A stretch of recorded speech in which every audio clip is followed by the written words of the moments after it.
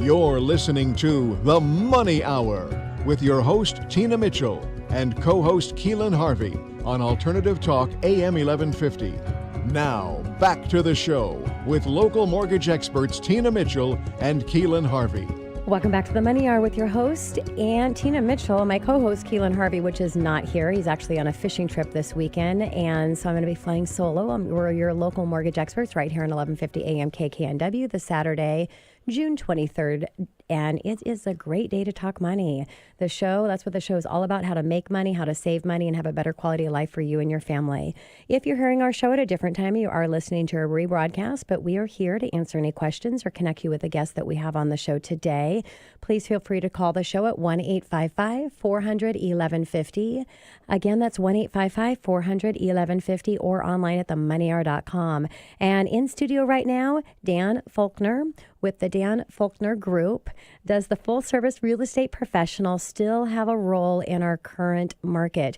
Dan, thank you so much for coming back in studio. Happy to have you here. Thanks for having me. It's been a while, I think. It has been 3-4 years. Yeah, well, we keep reaching out to you. It takes you a little while to get here. Yeah, there you go. Yeah, appreciate you coming in so much.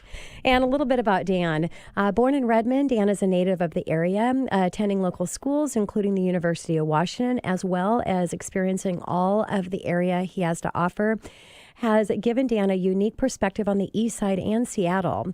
This breadth of knowledge of schools, parks, communities, and neighborhoods makes him able to tend to the needs of a very in-depth way.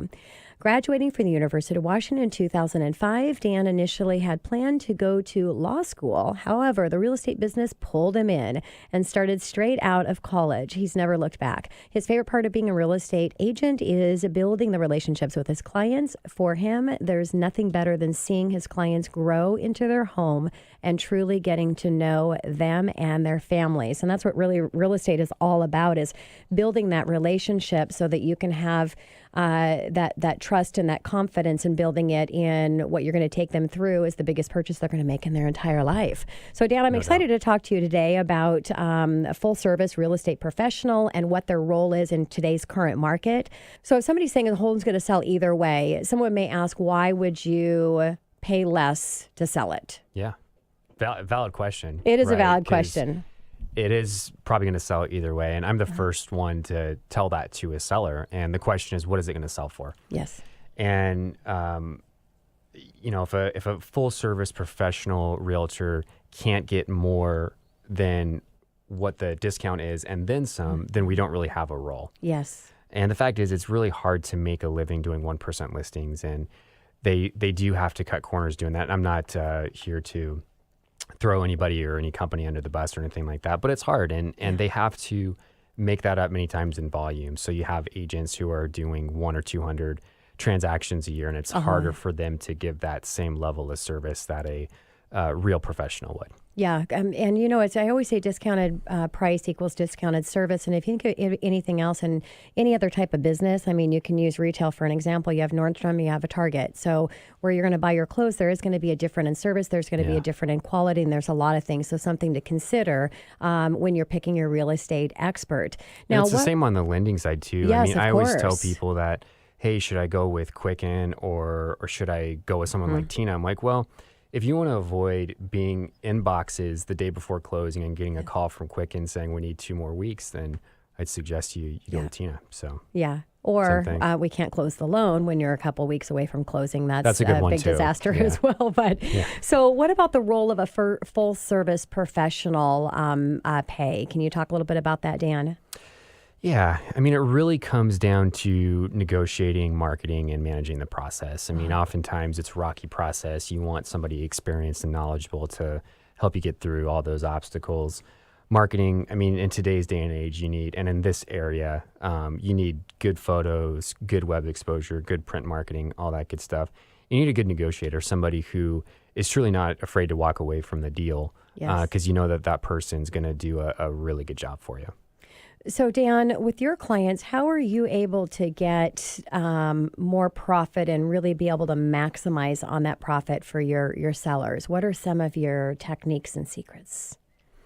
Well, again, it's marketing, negotiating, and process. As a good example, a big mistake I see agents make sometimes is they won't do an offer review day. So typically we list, Wednesday, Thursday, Friday, hold off on reviewing offers until the next week, and that allows everyone to come through and see the home. Well, I see agents potentially underprice the listing, and they don't do an offer review date. You get a full price offer on Friday, which sounds really good, except for the fact you could have gotten 10% more if you would have positioned it well and been more strategic and waited until the next week to review. Yeah, so that's a lot of it. It's really, there's a lot of strategy behind it. There's a lot of structuring. There's a lot of time and a lot of knowledge and expertise to really be able to maximize profit, and how you're actually listing that and going through that profit as well is critically important. So Dan, what about the difference in web reach, that's a hard one for me to say today, between a discounted broker and a full service broker?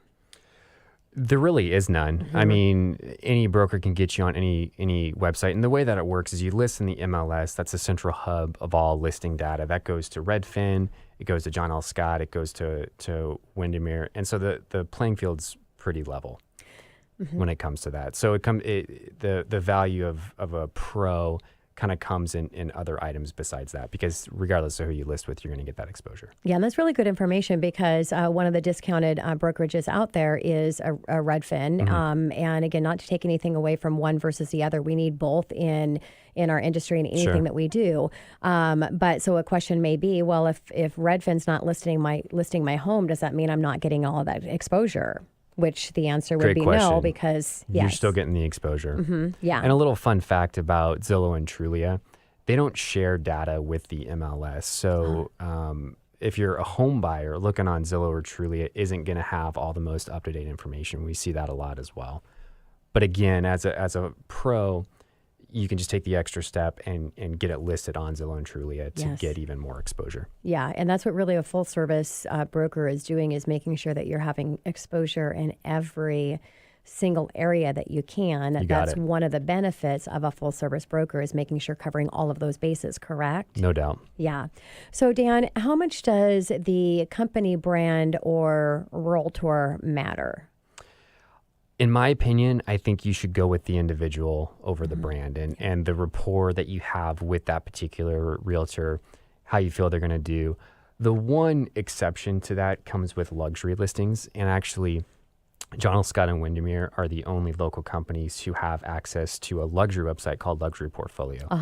And it's the largest gathering of regional companies throughout the world, and has the most traffic, the most market share for marketing luxury listings.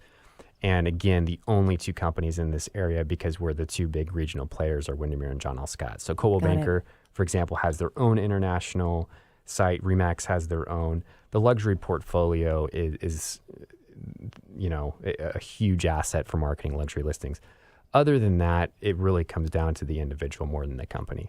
Yeah, and I always say that when you're choosing someone to work with, you're trusting that companies are competitive in what they have to offer, and it really is the individual and what they're how they're structuring, putting things together. I mean, you have agents that are industry leaders that work for all the companies. I have them in studio, but the ones I bring into studio are the best of the best, and they're not all at John L. Scott or all at Windermere, Coldwell Banker. So yeah, it's that individual in the one that you're really connecting with. What's critically important as your host of the Money Hour, which is about finding the best of the best experts in every area regarding your financing, is making sure you're finding the best of the best at those big brokers, and that's kind of what the show's about.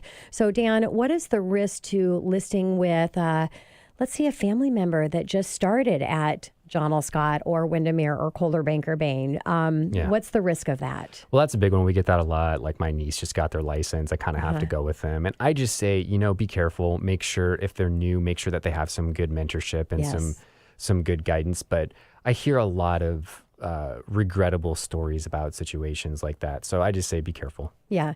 And we all had to start. I mean, I've been doing this for over 2 decades. I know you've been in it for, over a decade. Our other guest as well. And so, we all started. We started somewhere. And if it weren't for our beginning clients giving us a chance, we wouldn't be here today. But I really love what you said. A good person, or somebody that's really strategizing, succeeding in the business, is going to get connected with the mentor and have somebody that can help them walk through that process. So if you are working with that brand new agent, ask who their mentor is and maybe bring them into the meeting or something, right? For sure. Yeah. So Dan, neighbors, let's say, sold their home for $750,000, and I've got a listener that's saying, why don't I just list it for $800,000 because I know the market is increasing. makes sense. So up it's $50,000. What would you say to that? I would say right now in this type of a market where it is a seller's market, there's not a lot of inventories. The only way to screw up pricing is to overprice because we see homes sit all the time.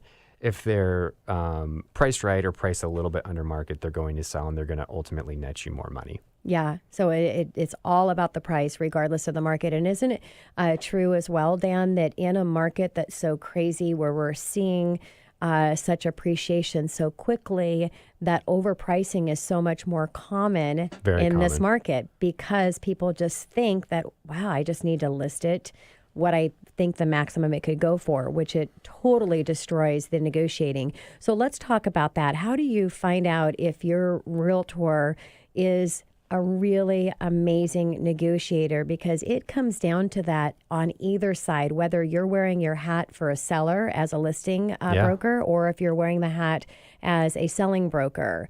You have to be a good negotiator. So how does somebody figure out that their realtor has those skills? It's a great question. I think it comes down to two things. And the first is, are they willing to give you bad news? Are they willing to tell you that, hey, you shouldn't price this at $800? I know this isn't what you want to hear, but I really think we should price at $750 and we'll end up at $800, but let's not start there. Are they willing to give you that news?